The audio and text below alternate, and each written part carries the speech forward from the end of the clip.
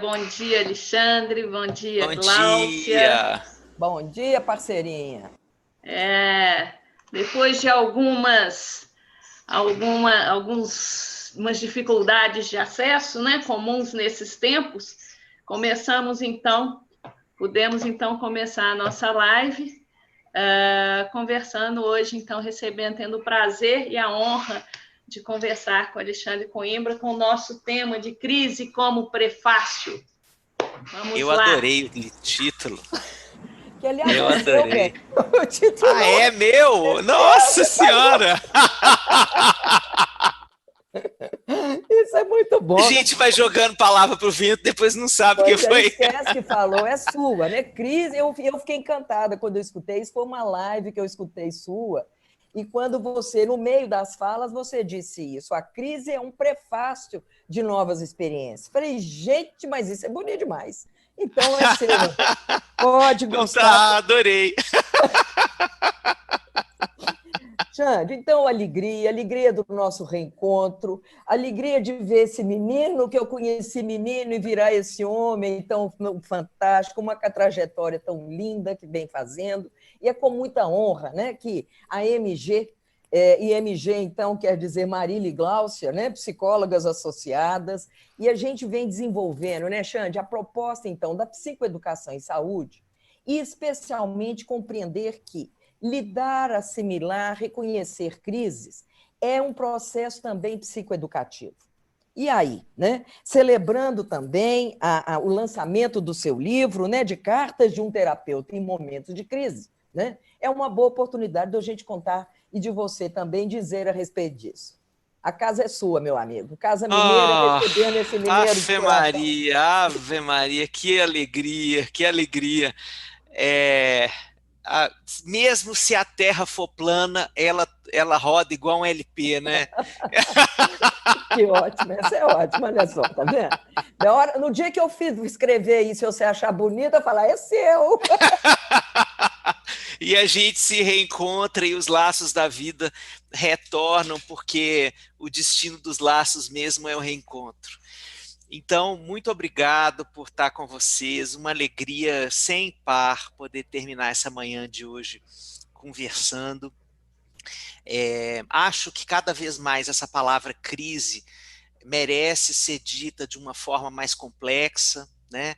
A gente se acostumou nos anos 90 à literatura de autoajuda que colocou crise como perigo ou oportunidade, né? Aquela história do ideograma chinês e assim, eu chamo isso de colocar chantilly na merda, né?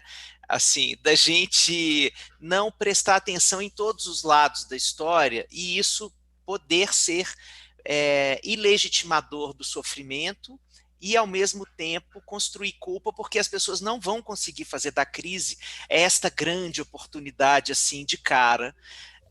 Então elas vão se sentir piores do que o livro diz que elas deveriam sentir, né? Então falar de crise para mim tem a ver com expressar os lados mais duros da sua manifestação, dar escuta para eles e dar encaminhamento, né? E normalizar o fato de que nós funcionamos pior nos momentos de crise. Então, os momentos de crise são momentos em que nós, às vezes, nos debruçamos com um funcionamento emocional inédito a nós mesmos, né? Eu escrevi um artigo na revista Crescer no início da quarentena, início de abril, se não me engano, falando que as paredes das nossas casas viraram espelhos, né? Então que nós estamos tendo que nos haver com algumas imagens do nosso funcionamento dentro dessa crise pandêmica que não são as melhores, né? Que atire a primeira crise quem não deu altos gritos, né? Quem não chorou de forma descompensada em algum momento dessa pandemia, quem não sentiu um medo avassalador, né? Quem não está consumido pela saudade, né? Então, essa crise está cobrando da gente uma consciência maior sobre como a gente funciona. Então, acho muito obrigado pela oportunidade da gente poder falar disso aqui. Que legal, né? E eu acho muito rico, né, Alexandre, a imagem das paredes que viram espelho, porque sim, elas nos refletem, elas nos convidam às reflexões, e talvez fosse interessante a gente fazer essa distinção do que é complicado e o que é complexo. Ah, sim. Essas duas palavras, elas são uma pegadinha, né? Linguística. Professor é assim, menino, tem que apertar o aluno para ver se o menino está bom. Deixa eu ver se Mas esse menino ficou bom mesmo. o complicado é aquilo que ainda está inacessível à compreensão. Então, o que está complicado é que não foi bem explicado ainda. Então, se você acha que uma coisa é complicada, ou você precisa mudar o seu interlocutor para te explicar melhor, ou ele precisa se esforçar mais para você poder entender o que ele está querendo te dizer. Agora, o que é complexo é que tem muitos lados. É um problema ou uma situação da vida que é muito múltiplo na sua manifestação. Então, que não dá para a gente simplificar em pequenos pedacinhos, como se isso fosse diminuir o grau de dificuldade de resolução daquela situação. Então, a situação da crise é complexa e a gente olha para tudo ao mesmo tempo. E por isso a gente se transborda. E buscar na palavra complexo, né? E do complexo que vem do plexo, que vem do abraço. Se a crise, a pandemia, né? Ela fala que a gente não pode abraçar fisicamente, nós podemos abraçar as circunstâncias, podemos abraçar com as palavras, podemos reconhecer isso, né? Essa multiplicidade de fatores que se entrelaçam. É um belo abraço. Que tal? Nossa, sim, sobretudo, minha Nossa Senhora. Pronto, já valeu a live isso aí. Marília, você queria falar? Diga, por favor. Pois é, mas depois desse abraço, né? A gente fica até se sentindo eu tô abraçado assim, mesmo, né? Eu tô assim. Mas assim, eu gostei muito dessa, quando você traz a ideia, né, das paredes terem se transformado em espelhos, e eu complemento que esses espelhos andam muito indiscretos, não? Super. E assim, me parece que às vezes tão fantasmagóricos quanto aquela casa de espelhos do Mangueiras, lembra? Eu nem sei se ainda existe a casa de espelhos do Mangueiras. O Mangueiras eu tenho certeza que existe, que os meus filhos amam. Mas a casa de espelhos eu não me recordo. Mas todo mundo aqui que é mais velho vai lembrar, ou já deve, quem é mais jovem já deve ter ido em algum parque de diversão que os espelhos te deformam, né? Então, eu acho que esse espelho desse momento é uma deformação da gente, porque a gente não está se vendo do jeito que a gente merece se ver, que é a partir também dos recursos, da nossa humanidade, né? A gente está se vendo muito mais feio do que a gente está manifestando, né? Porque a gente vive nessa sociedade produtivista que fica exigindo uma performance o tempo inteiro da gente, né? Então, quando a gente está em crise, a gente está no avesso desse movimento, e isso gera muita culpa, né?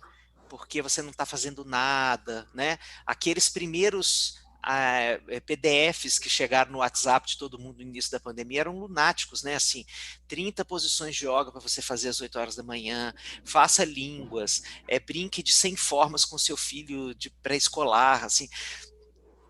De novo, essa mensagem de que você precisava produzir na pandemia, né? E depois é que veio a consciência de que a gente não estava em férias humanitárias, né? Eu vou ficar agora de férias dentro de casa em nome do achatamento da curva, né? A gente estava vivendo uma pandemia que ia mexer profundamente com as nossas emoções e que ia mexer, sobretudo, com a nossa capacidade produtiva, né? Sem dúvida. Então, falar de crise despatologizar essa não produção me parece importante como psicoeducação em saúde. Ótimo, né? E é fantástico isso, né?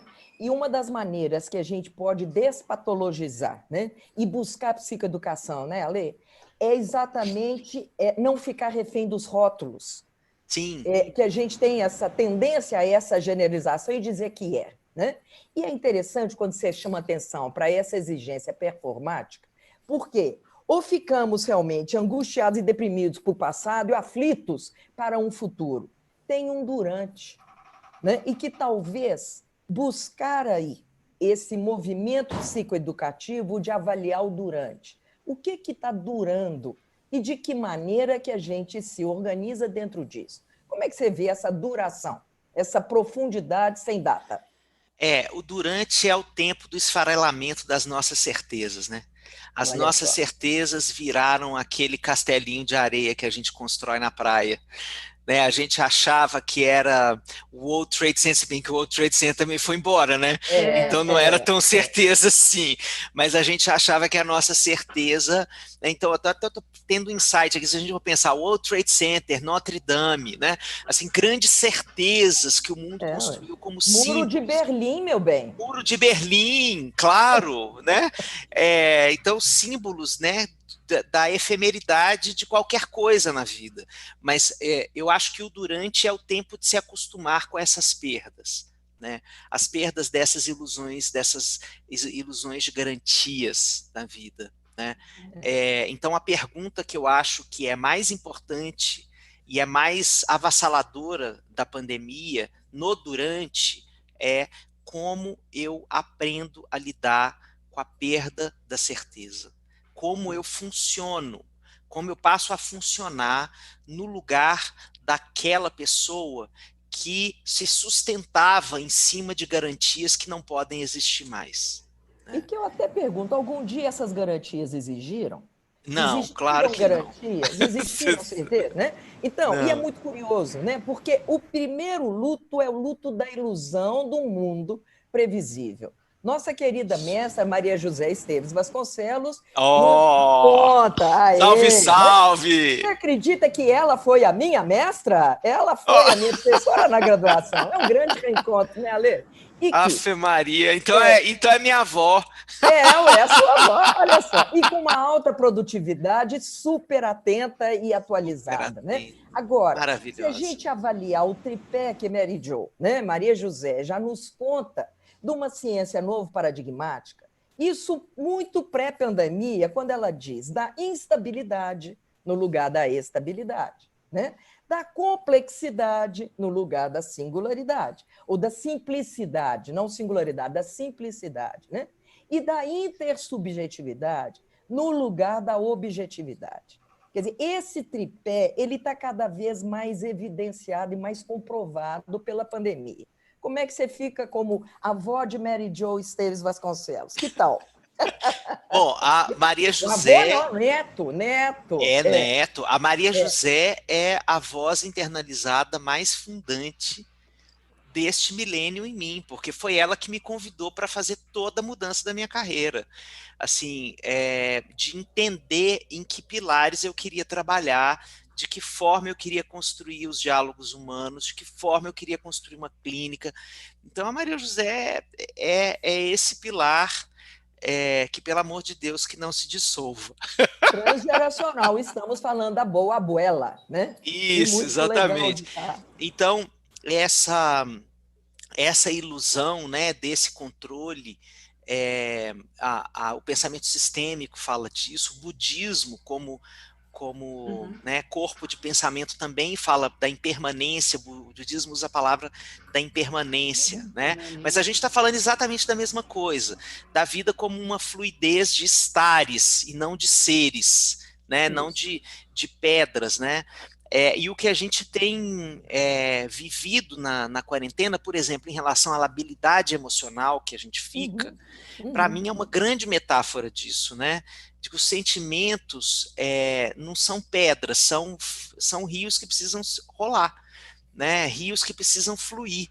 Então, a forma como nós temos nos deparado com um dia muito mais transformador do ponto de vista da vivência emocional, em que eu preciso me adaptar com mais rapidez, com mais eficácia, a passagem da tristeza pela minha vida enquanto eu estou olhando para a câmera, conversando com meu chefe numa reunião de home office, e eu estou com medo do meu pai adoecer enquanto meu filho está me pedindo ajuda para a educação online, eu estou com uma raiva monstruosa do trabalho doméstico enquanto meu filho está se recusando a apoiar o trabalho e arrumar o quarto dele, etc. E a minha saudade de aglomerar enquanto eu olho para as pessoas que estão negacionistas na pandemia e que estão fazendo aglomerações irresponsáveis e inconsequentes por aí, neutralizando os meus esforços.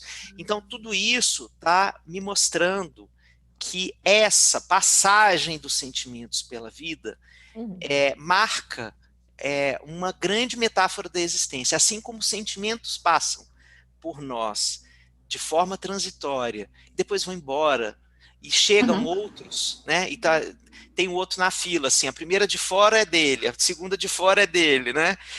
E os outros vão se encadeando, assim é a vida, né? Então, se eu me acostumo a isso, e levo isso como uma mensagem desse período pandêmico, de que não só a passagem dos sentimentos pelo meu corpo, pela minha alma, mas a passagem dos fenômenos da vida é assim, né? Um relacionamento, um emprego, uma crença que eu sustente por um tempo, daqui a pouco essa crença não vai fazer mais sentido, né? Que as coisas da vida têm esse formato, né? E essa trajetória, né? Que chega, vive e vai, né? Isso pode ser muito adaptativo para a gente viver o pós, que a gente nem sabe como vai ser, né? Nem sabe quando ele vai acontecer, né? Eu escrevi no meu livro uma carta. Eu ia te pedir isso, adivinhou?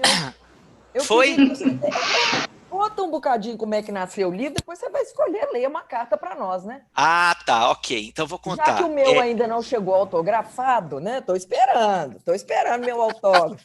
Eu estou na fila do mês de julho. Então, é o seguinte, o livro surgiu de uma vontade. Eu sempre gostei muito de escrever cartas. Sem carta, eu tenho inúmeras cartas trocadas com a minha família no sertão, né? A minha família é ali do norte mineiro. E os meus primos, uma família muito numerosa, com muitos primos e primas, e a gente se via só nas férias, e durante os períodos escolares a gente se escrevia muitas cartas. Então, eu tenho aquela lembrança tátil de você pegar aquela carta fofinha, com um monte de página escrita, que vinha com cheirinho, que vinha com não sei o quê, né? De esperar o carteiro chegar. Será que dessa vez, será que veio hoje? Isso, exatamente, né? Depois eu fui para o Chile, né, fazer o meu mestrado lá na virada do milênio, e a Dani me escrevia cartas, coloridas, e o carteiro teve um dia que fez uma interpretação, que ela escrevia sempre cartas grandes, em envelope grande, assim, e um dia ela mandou um envelope pequeno, ele perguntou se ela estava deprimida. O carteiro!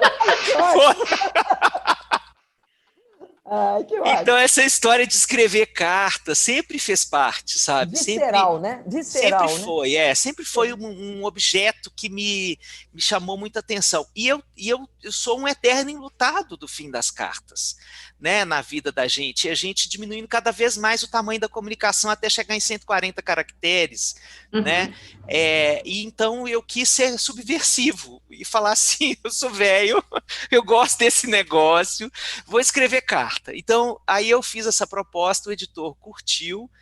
E aí eu comecei escrevendo cartas sobre temas, assim, então, tipo, cartas para quem está vivendo uma depressão, carta para quem imigrou, carta né, sobre vários temas da vida. Aí a Dani um dia lê esse início de livro, assim, ela falou assim, não gostei. E é uma pessoa que eu escuto profundamente, né? E que tem coragem de poder falar, te ama o suficiente para dizer isso para você. Isso, não gostei. Ela falou. Faz isso. Exatamente. Ela falou: olha, deixa eu te falar uma coisa. Você está escrevendo como psicólogo, tipo como se você estivesse traduzindo um texto científico para o público leigo. Eu acho que você tem que tirar o escritor do armário, porque você é isso. E aí, pá, né? Cataploft. Seja você. Exatamente, aí ela me colocou ali no cantinho da disciplina, do pensamento, vai lá, senta lá, Cláudia, como diz o meme da Xuxa, e eu fui, pensei uns minutos, cara, foi muito impressionante, pensei uns minutos, e na hora eu desci, né, que na casa que a gente morava antes, até um mês e meio atrás, eu tinha um consultório embaixo, assim, Era um sobrado e embaixo ficava o consultório. Desci e fui escrever.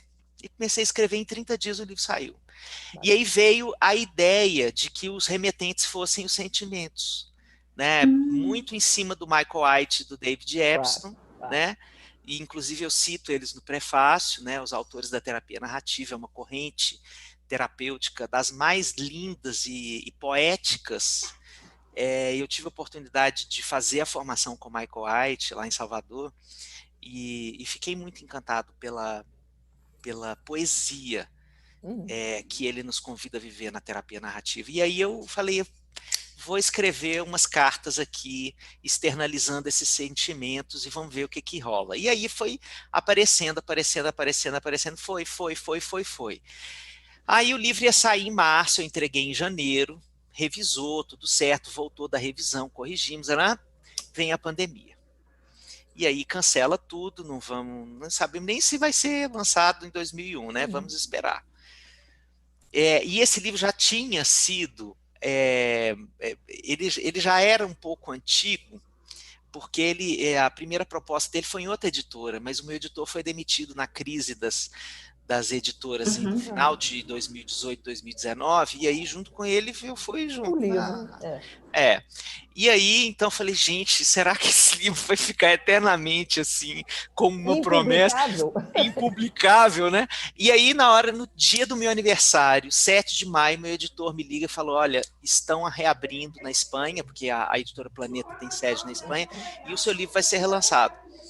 E aí, eu me deu a ideia de escrever um pós-fácil sobre a pandemia. Aí me deu a ideia de escrever a carta do abraço. Né? Como você. Exatamente. Aí quero te pedir, Xande, pensando na MG, nas suas bases mineiras, a gente pensando, então, nas psicólogas associadas, pensando na psicoeducação. Exato, na psicoeducação e saúde. Que carta que você quer nos brindar aqui para nos oferecer? Qual carta você escolhe para nós? Eu acho que eu vou ler a do medo. Tem a do abraço, porque né, vocês trabalham com saúde em amplo espectro, e o medo passa muito pelo momento em que a gente, por exemplo, recebe um diagnóstico, né, de uma doença. Claro. Então, eu vou ler a carta do medo. A carta se chama Quando o Medo Não Teve Medo de Escrever uma Carta para Você. Oi, tudo bem? Parece que não muito. Sinto sua respiração curta, seu descompasso no coração. Vejo a sua pupila dilatada, as mãos suadas, as pernas tremendo. Eu sei, sou eu que provoco isso. Eu sou seu medo. Desta vez eu não venho assustar você. Eu tenho medo de continuar a ser só isso na sua vida. Um grande fantasma que assombra o seu sossego. Eu fiquei vendo você sentir tanto pavor por minha causa que resolvi escrever. Eu sei que é meio surreal a ideia do medo virar confidente, mas assumo a esquisitice. Porque, afinal de contas, eu sei que o que eu provoco nas pessoas é visto como desproporcional. Muita gente tem medo do medo, justamente porque ele parece ser a porta para a loucura entrar de vez e fazer morada no corpo e na alma. E a loucura é uma das maiores fraquezas de gente que vive neste mundo. E você tem medo de enlouquecer também, porque louco é tratado como gente que precisa ser isolada, temida. Vocês são muito estranhos mesmo. Tem medo de enlouquecer, mas trata o louco como quem precisa ser temido. Eu juro que nunca vou entender isso. Mas o nosso papo aqui não é sobre loucura. É sobre o medo. É sobre mim. E hoje chorei. Porque hoje foi o dia em que o seu medo virou tristeza. Porque eu vi você tão refém, tão inerte, tão assolada, que eu me perguntei, mas o que tanto eu fiz para gerar esse nível de sofrimento? Por que afinal o medo tem tanto poder? Fiquei me perguntando se eu queria ter poder sobre você. Fiquei me perguntando se sempre fui assim.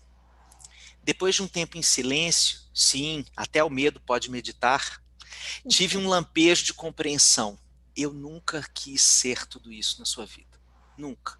Inclusive, nem nasci como medo. Sou uma história que começou com outro formato. O medo é o final de uma metamorfose. Eu sou uma borboleta às avessas, porque parece que começo com a beleza das asas coloridas, entro num casulo e me transformo em uma lagarta venenosa. Olha que Eu lindo. explico. Sou a continuação do risco e da ansiedade. Eu não nasço como medo. O medo é minha forma adulta.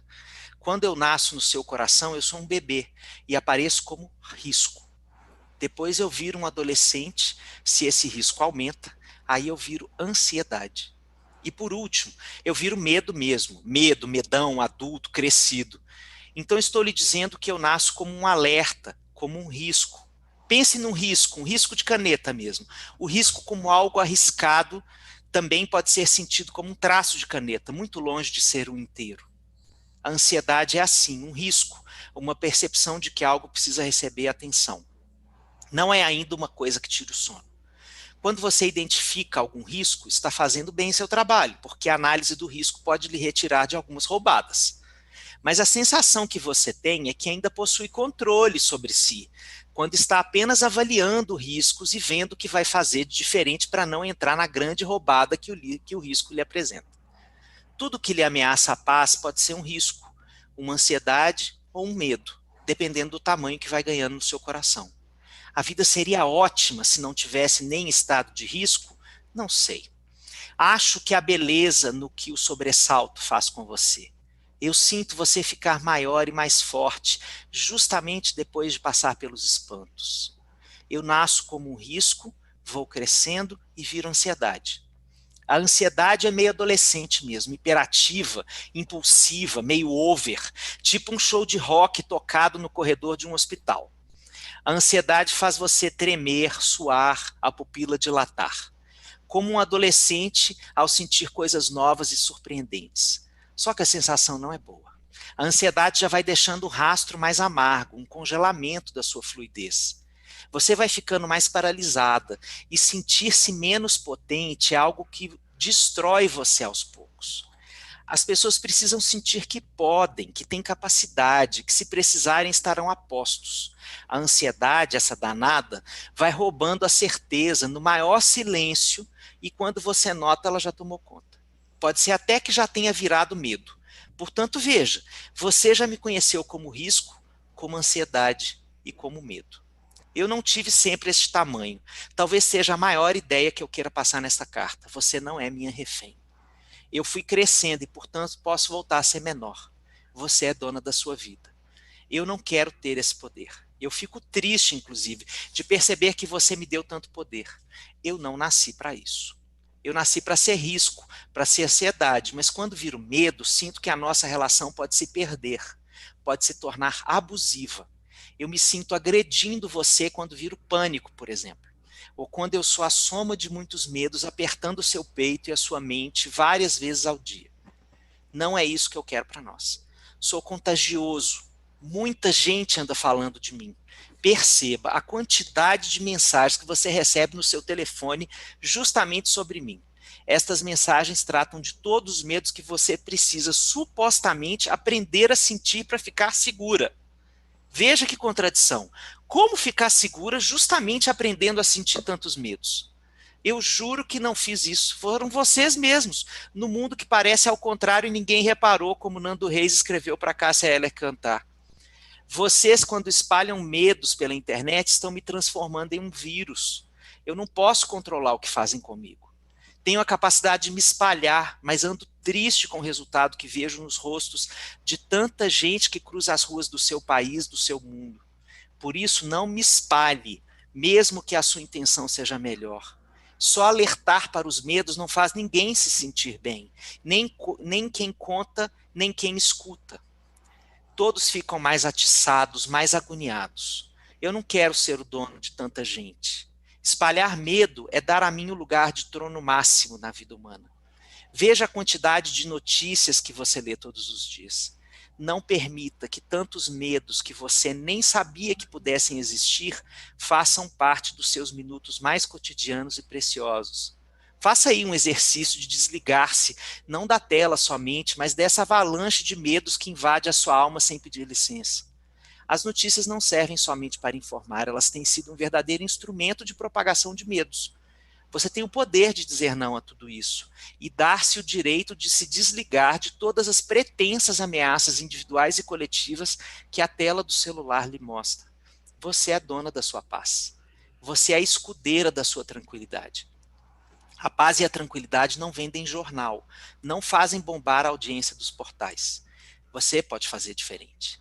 A paz e a tranquilidade são as inventoras do modo avião, aquele botão mágico que não serve só para o momento que você estiver nas nuvens. Em solo firme você pode decidir se afastar, tomar ar, sorrir, brincar com crianças à sua volta, conversar com quem lhe faz a alma cantar, dançar, tomar um café ou chá, meditar, dar uma caminhada e trazer um pouco de natureza para perto. Eu sou muito menor do que a natureza. A natureza é um dos antídotos de minhas formas mais sombrias. Vou lhe confessar, para eu conseguir me silenciar e sentir a tristeza de ser tão invasivo em sua vida, precisei me afastar e me refugiar na natureza. E consegui só ali entender tudo que estou contando aqui. Essa é a carta do seu medo, que para entender a relação abusiva que começou a estabelecer com você, precisou se afastar. Sugiro que faça a mesma coisa. A natureza à sua volta, mesmo que seja um pé de árvore em que possa se recostar. Mas há outras árvores em forma de gente que lhe amparam. Psicólogos, psiquiatras, médicos de família, acupunturistas, professores de yoga e meditação, palhaços, professores de teatro, amigos que queiram realmente ajudar, familiares que lhe compreendam sem julgar. Tanta gente pode ser uma árvore, um abraço para você. Eu não quero mais estar sozinho, dominando a sua alma. Não nasci para isso. Eu nasci para ser risco, traço. Numa folha qualquer da vida, você desenha um traço e entende que precisa fazer algo diferente para não cair em roubada. Posso até ser medo, mas não virar esse gás paralisante dos recursos mais lindos de sobrevivência que você tem por aí, prontos para serem usados. Eu não quero isso para nós. O medo em si não é o fim da linha, não é a rota da amargura, da solidão, da paralisia ou da impotência completa. É possível conviver com medos, sejam eles reais ou imaginários. No final, todos são reais para quem o sente. A questão é como não fazer do medo o dono da sua vida. Tomar posse da sua alma, conversar com seus medos, enfrentar o silêncio, que parece ser o som definitivo que o medo provoca. Conversar com o medo sobre o medo. É o que estou fazendo aqui com você. Tenho medo de que você continue sendo meu refém. E a forma que encontrei de enfrentar isso foi vir aqui abrir o jogo. Se você me der tanto poder assim, eu me perco.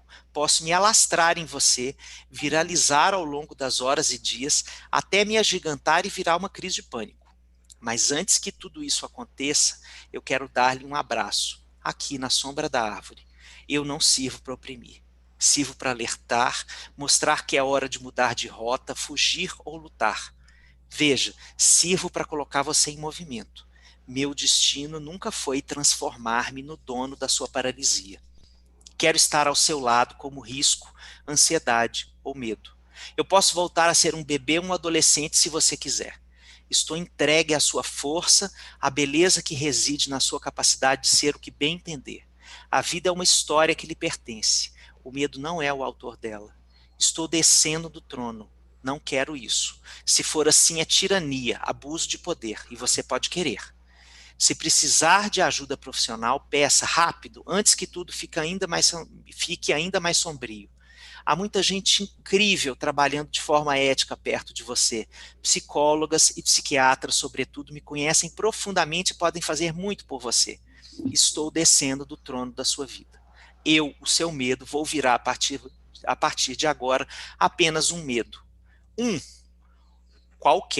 medo qualquer. Não sou só seu, exclusivo, dominador. Você está livre para procurar alternativas. Suba nesse trono. E assim vamos juntos. Porque sem medo também não é possível viver. O poeta já dizia, são demais os perigos desta vida. Bem como são mais inúmeros ainda os caminhos abertos para a alma se expandir. Em qualquer um deles estarei por perto, alertando você quanto a alguns perigos e aplaudindo suas conquistas. Estou mais tranquilo agora. Viu como é bom conversar? Falar é transformar medo e tristeza em um bocado de tranquilidade e paz. Até sempre. Nos vemos em alguma esquina surpreendente dos dias. Com um abraço tranquilo, assino assim, a partir de agora, um medo qualquer. Que lindo. Que lindo. É muito lindo, né? E grande da história das minhas filhas era o lobo, como é que chamava? O Medo do Chico Buarque. A Chapeuzinho Amarelo. Chapéu Amarelo, né? Que Isso. é o lobo, o bolo e tudo mais. Isso. E é muito, né? Quer dizer, do risco para o rabisco, que a vida amedronta, né? E aí, né, Xande, dessa carta maravilhosa, do seu caminho da FUMEC para o Chile, Maturana, o seu retorno, né? O seu cuidado aí com os pais, com as mães, com os puerpérios. Como é que você vê a expressão tão maturana, matrístico e medo? Ui, peraí, deixa eu me recuperar. Eu posso fazer uma confissão aqui para duas psicólogas? Eu ainda não acredito que eu tenho isso aqui em mãos. Na hora que eu leio, tem uma coisa que acontece, assim, da materialidade, da expressão, né? Da palavra escrita poder ser lida, poder ser multiplicada, é uma coisa muito louca. Eu ainda a oportunidade, né, Xande, não só de você ter escrito, como você lê e relê para nós com a sua emoção. É muito lindo isso, ter a chance do autor poder ler a obra, né, a própria obra, e reconhecer isso, né?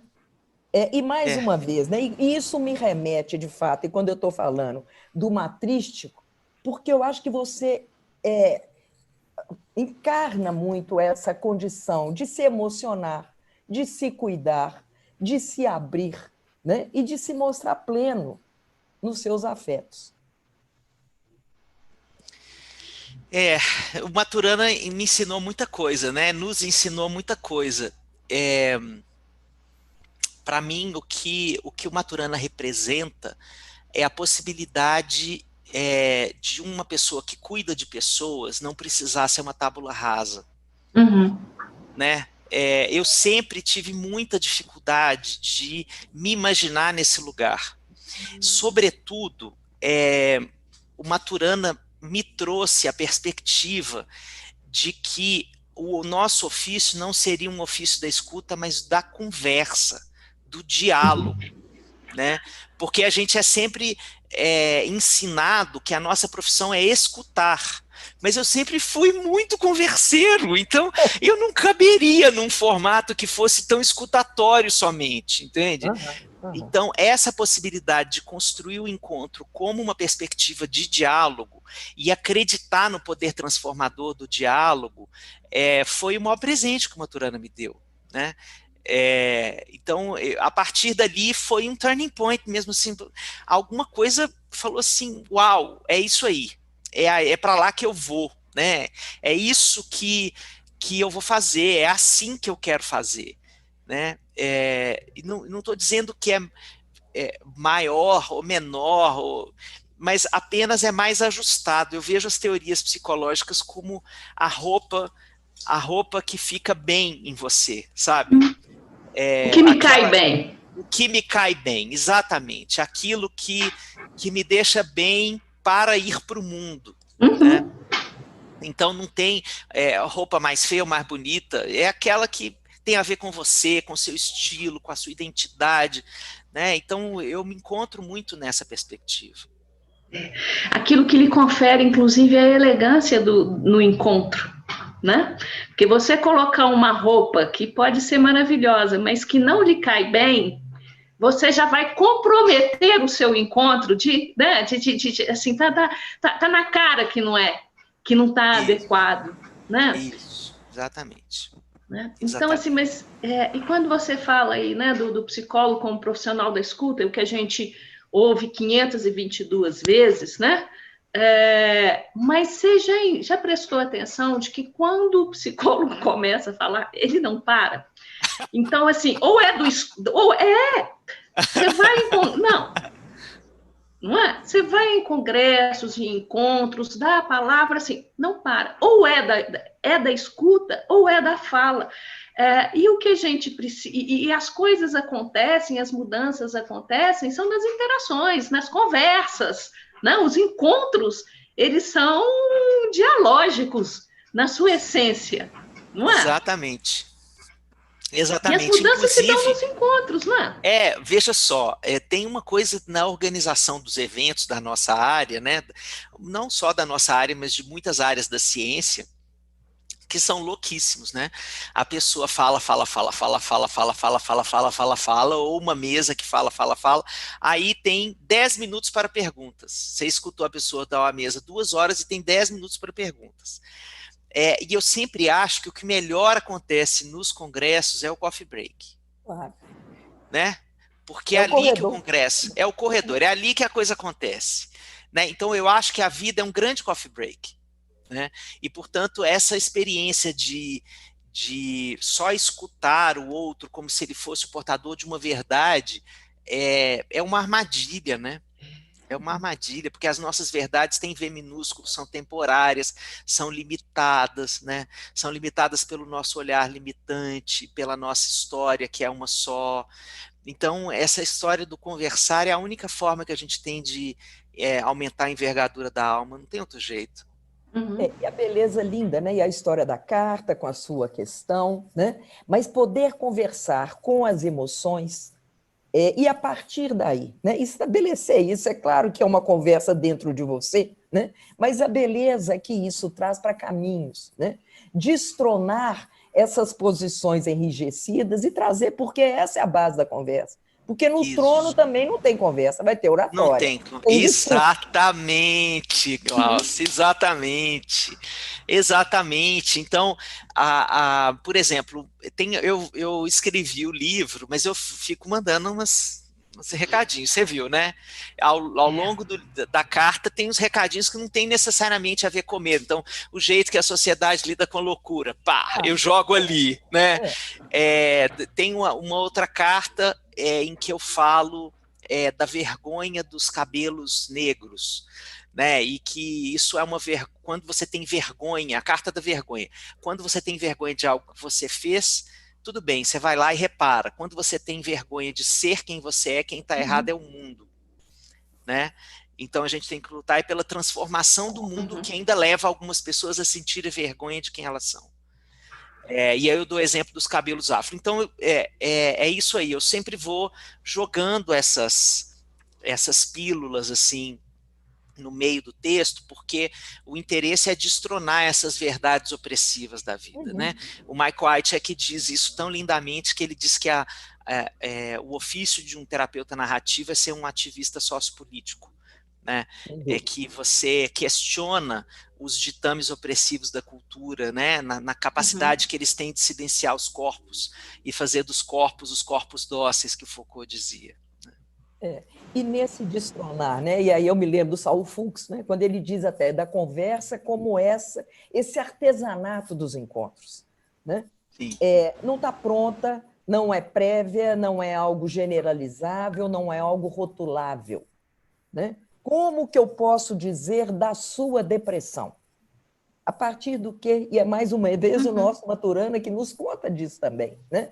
E precisou de um biólogo, né, para poder buscar a vida. Sim, né? Sim, sem dúvida, sem dúvida. Eu acho maravilhoso que ele seja um biólogo, né? Para mostrar para a gente como nós também temos os pontos cegos, né?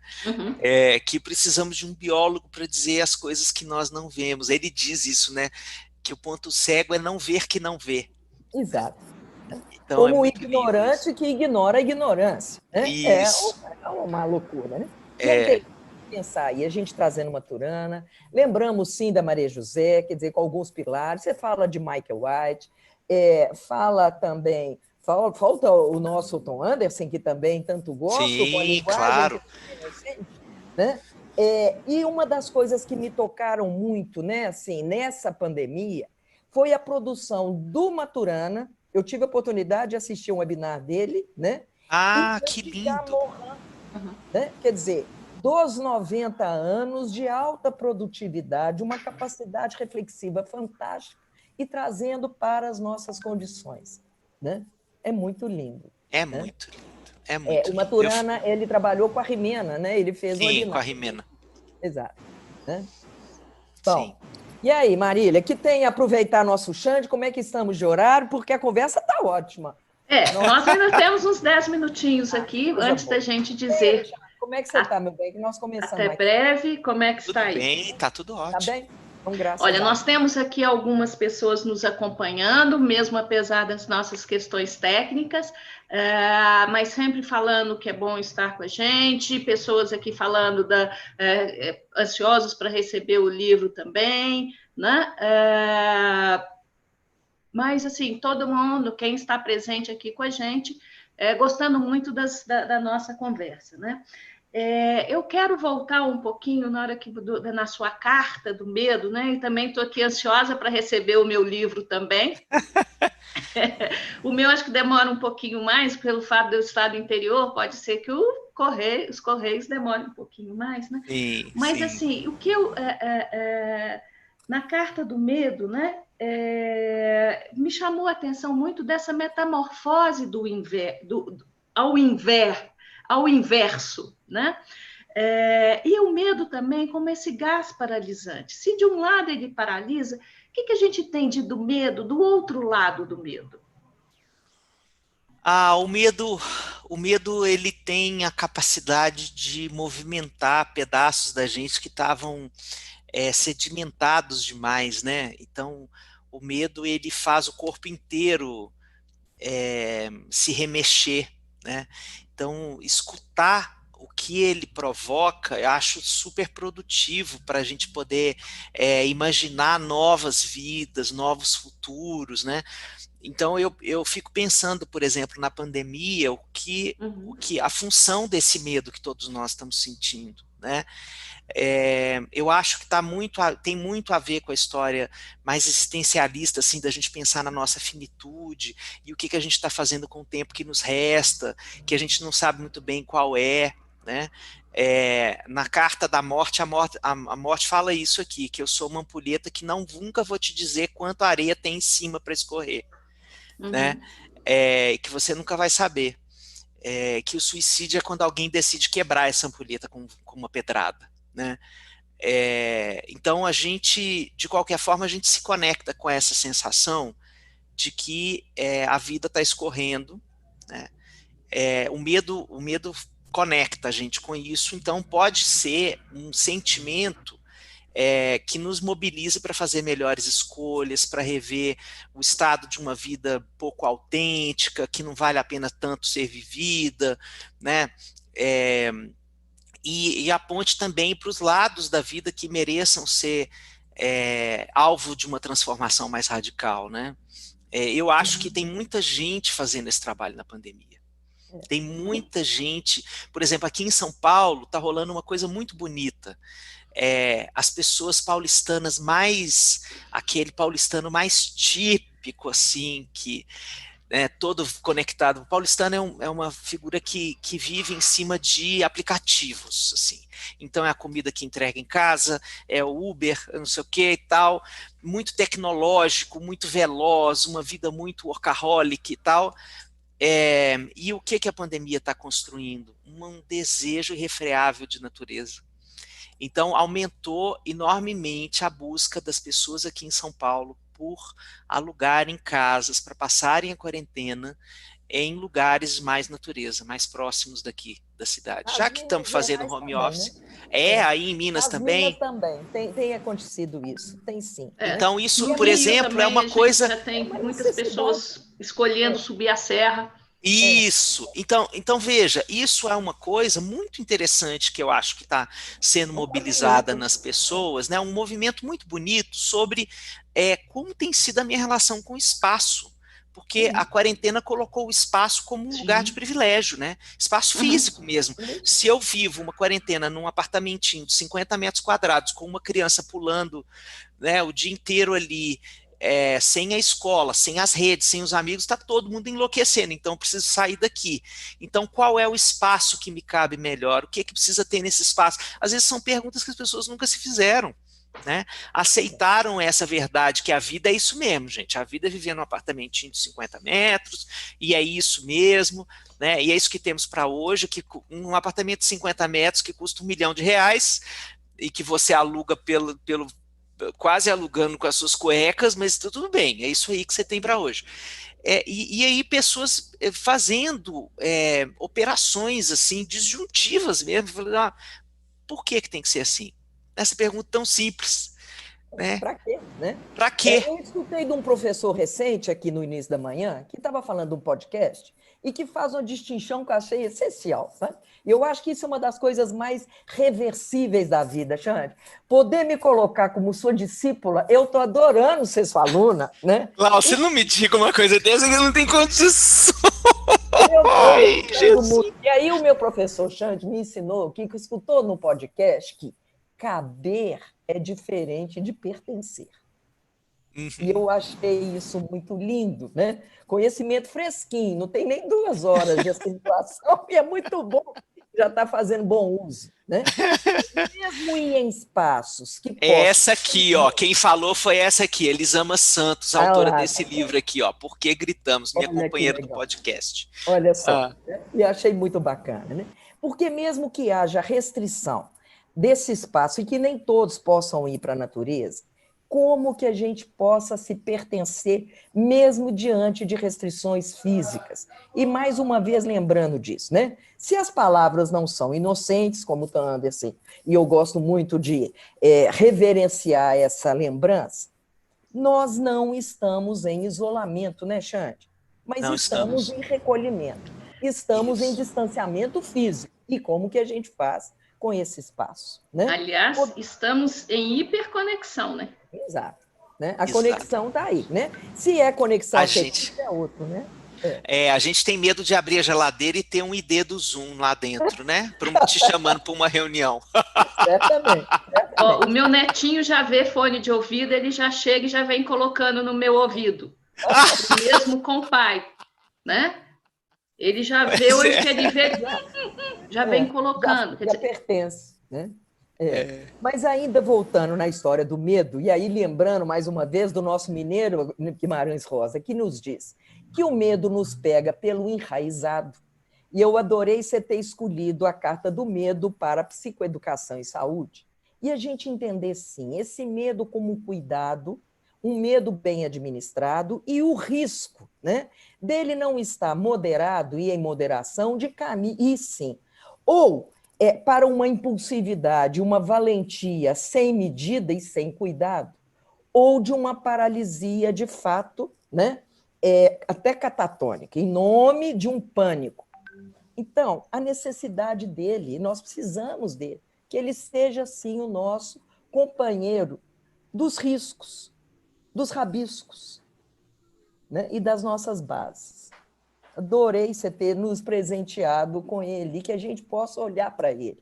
E olhar para o medo não é ser frágil, né, mas reconhecer, sim, as nossas vulnerabilidades e vamos cuidar, porque a vida nos ameaça e ela também é vulnerável. Nossa Senhora. Ai. Suas palavras e as da Marília são um abraço, vixe, Marília. Complexos. Complexos, mas muito legal. Exatamente. Eu penso que na saúde a gente construiu e ainda constrói muito vínculo em cima de medo, né? Sim. Muito impressionante como os profissionais de saúde aprendem a se vincular aos pacientes, a cuidar através do medo, né? A instilação do medo, né? E não o fortalecimento da resiliência. Eu me lembro de uma campanha que a Cássia quis, isso foi uma coisa que eu vi há muitos anos atrás, uma análise dessa campanha num artigo, já não vou me lembrar onde, mas ele fazia uma análise em termos de promoção de saúde pública. A Cássia Kiss, nos anos 90, fez uma campanha famosa do câncer de mama, que ela ficava com os peitos para fora. Lembra dessa campanha? Que ela ensinava o autoexame e tal. E a primeira linguagem dessa campanha era: se você não se cuidar, o câncer vai te pegar. E aí, depois, eles refizeram a campanha para: se você se cuidar, o câncer não vai te pegar. Entende? Bom, né? mudou o não de lugar, sabe? Mudou a vida desse não, né? E um aprendizado sobre como a gente constrói a relação com o próprio medo, né?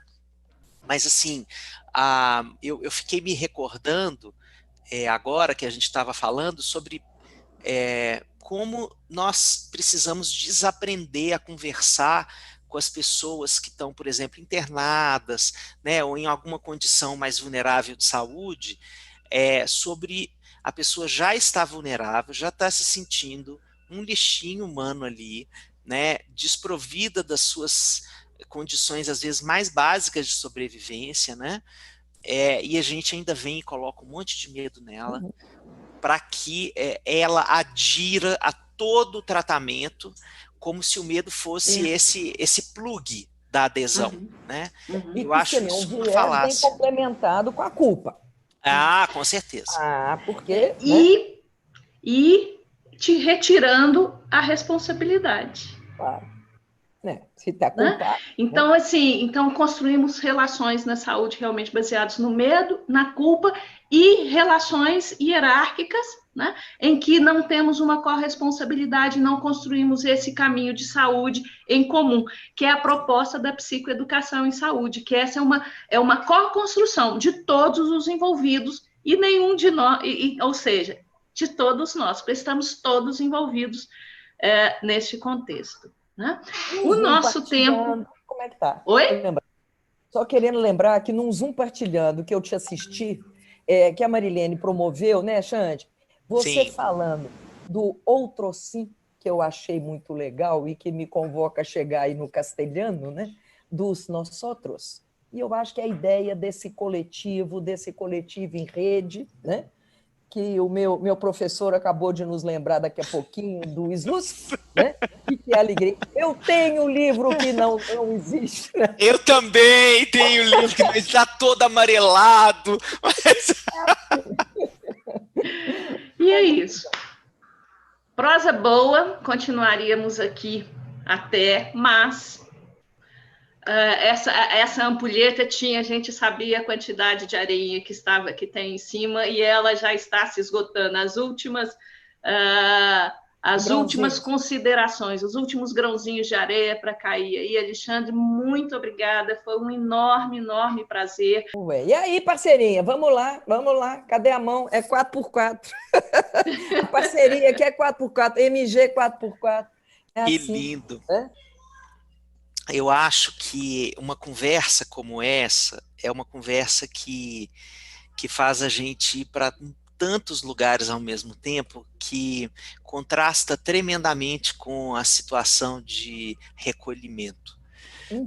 Porque essa conversa mostra o quanto a nossa alma tem a capacidade de vencer qualquer vírus e fazer as suas artes e cantar no passado, em Minas, no Chile, e quantas viagens a gente fez na Bahia, quantas viagens a gente fez aqui.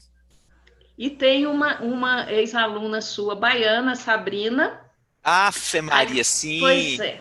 Aí, que massa ver o melhor professor de graduação junto com as melhores professoras da pós-graduação. Ela foi nossa aluna da psico-oncologia. Que linda, né? Sabrina, minha amiga. Fez aniversário essa semana.